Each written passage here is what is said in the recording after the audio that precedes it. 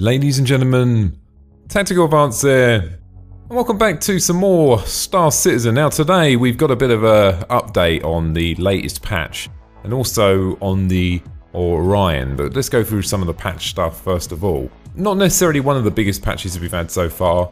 It seems to be more on the side of imbalancements of weapons and ships more than adding extra features, which in some ways I think you're better off getting what you've currently got working well before you start adding things. They did add a couple of little bits and bobs that they added, like they added various audio to the Gladius. There are quite a few fixes as well. We had some graphical issues in the hangar have been sorted out now. Some flickering that was in there that I noticed is gone, which is nice. We've got, I suppose more importantly actually, the OMSKs, the 3s and the 6s. The recharge rate has been reduced. There's also been a slight reduction in the range in which the missiles can actually lock onto a target. I haven't really noticed much of a difference myself. Let me know in the comments if you know if it's anything different. Also, the Avenger sucker punches swapped out for a short period of time. I think they're looking at these while they're being developed. Not necessarily a bad thing. I think we've got the, what is it, the CF007 laser repeater now. I mean, obviously you can always swap them out if you've got other weapons, or you can wait a little bit later and then just earn them inside of the Arena Commander. RSI have also added a power throttle to the power management UI to basically reduce the ship signatures down, so it's a little bit easier to do basically. That don't work. So it does seem a little bit odd of implementing something that doesn't work, but I suppose it's there. I'm sure it'll be fixed in the next patch. So there was quite a lot of other fixes as well. Most of them are sort of more visuals and stuff like that. Nothing too significant. I definitely feel like that we're at a point now in Arena Commander that we're at that point where I think something else can be introduced into it now, all being the RSI ready. And what I mean by that is it's getting to that point where it's pretty solid now. You know, there's a few little bugs here and there, but nothing sort of game breaking as such.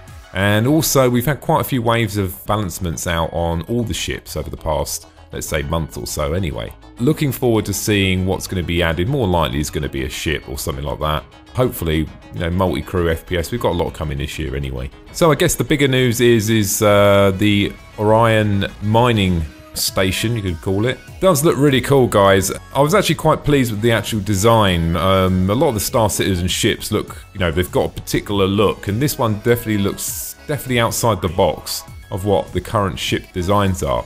Other than obviously the alien ships, clearly. They look really cool, and the intricate design and the core functionality and actually how it works, someone's gone into a vast amount of detail. Now the cargo capacity is 600 standard, and you can see there's going to be some pictures here as well. They've got sort of like little containers on the side. What looks like happens, the crusher crushes at the front, tractor beam, so on, crushes it, goes through the center section, and it looks like, because I haven't actually got a video of actually rotating, them cargo containers in the center actually all rotate in opposite directions. It's almost like the material runs through the center and then it's picked up by the containers. And then once the containers are all full, then, you know, you can go and sell the containers and so on. Now it's got a maximum crew of 6 persons, or 6 people, 6 persons, I don't know why I said that. 6 people. I actually would have thought it would have been more. I know it's not necessarily a massive ship, but there's a lot going on. There's a lot to do on this ship, which is really cool. And actually, when I started actually looking at the ship, a lot of people in the organisation were saying, oh, what do you think about the ship? Are you going to buy it? Now we're progressing on into the game, and the ships are gaining a lot more fidelity and detail and core functionality. So where it sort of started out before, you know, you get a ship, you fly around, do a roll.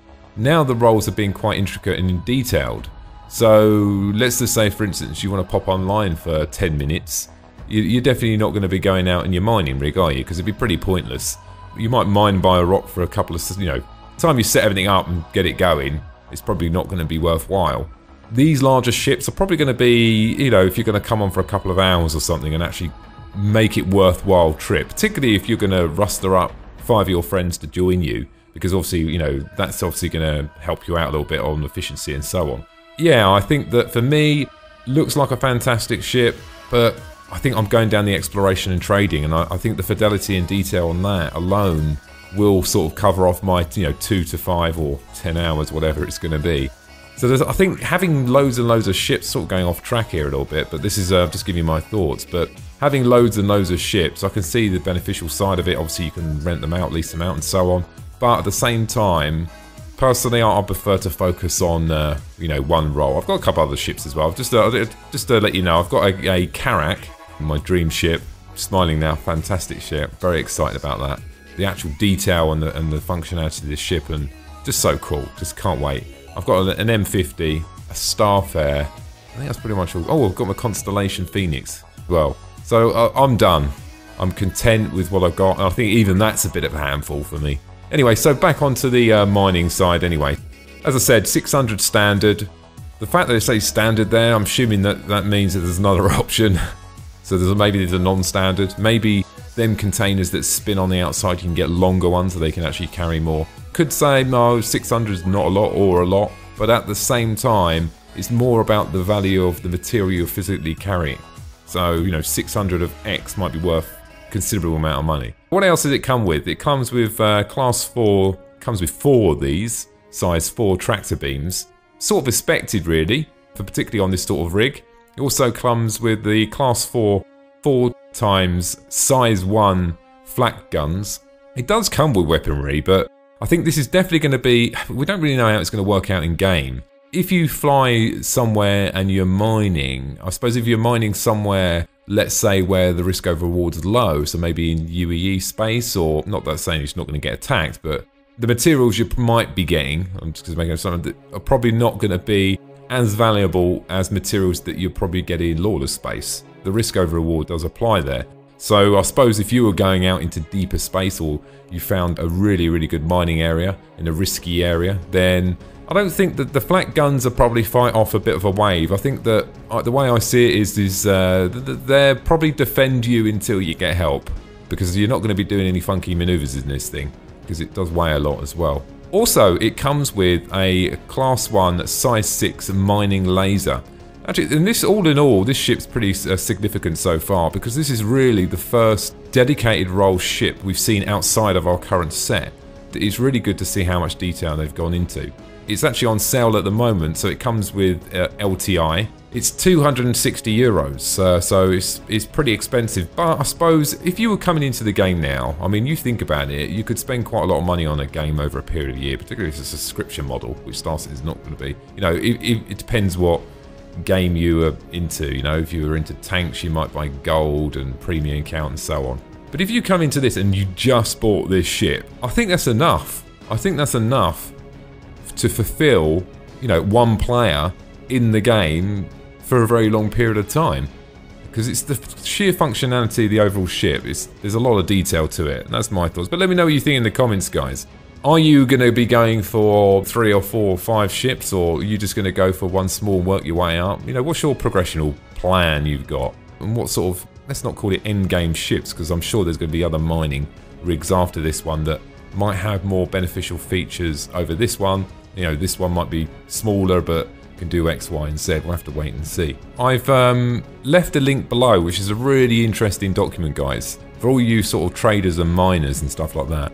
There's a link down there over to the RSI site where they've actually got a sort of, let's just call it, it's documentation. It's very, very long, but it's good because it's in detail, and it goes into depth on mining and explains how the actual mining works, how you find the materials. And it shows you some imagery of displays and stuff like that. It's definitely worth taking a look at, because it is pretty key. It's one thing having a mining ship, but it's another thing understanding the core mechanics, because obviously that's got to attract you to picking that ship at the same time. You don't want to be doing mechanics that you might find tedious and, you know, not enjoyable. So go and have a read through. I found it really interesting, really opened my eyes. It's a worthwhile read. So finally, just a couple more things. Just wanted to say, I actually missed his birthday by a day. I just wanted to say happy birthday to Dirk. He's the CEO of the Tactical Advance Organisation. It was his birthday a few days ago. He kept it quiet. He didn't let me know until the day after. So happy birthday, mate. I hope you had a good one. The final thing as well, we've over the past, I suppose it's been at least a month, we've been planning on upgrading our forum to a more sort of premium design and give us the ability to basically add functionality down the line. So for instance, pulling all the data from the RSI site. Lots of things we're working on at the moment. But the first step was actually to migrate our current forum over to some new software. We've successfully done that, and it's gone really well. Thanks to Actual and everyone that's helped out, all the moderators, everyone in the community, because everyone's pulled together and helped out. We did have a few little bugs here and there. Really, really pleased with the software. It's like going from, it's far, far superior than the previous one we had. So go and take a look, guys. We've got a great community there as well. So if you want to join in, just pop over and sign up. Everyone's welcome. So anyway, ladies and gentlemen, I hope you've enjoyed the video today. Thanks for watching, and don't forget to subscribe. Bye now.